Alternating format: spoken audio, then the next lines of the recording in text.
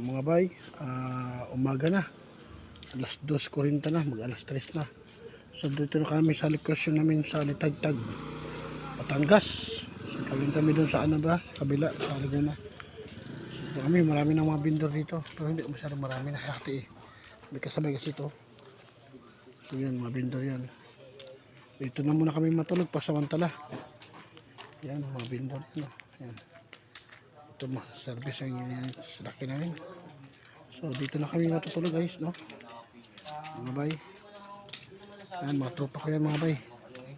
Dream. Ito, stretcher nila. Doon ako sa bila. So, i-update kayo sa mga videos namin ha. Ito na. Shout out naman po sa mga gwapong-gwapong katulad ng gwapong ni Bay. Alam mo mga guys, mga bayan,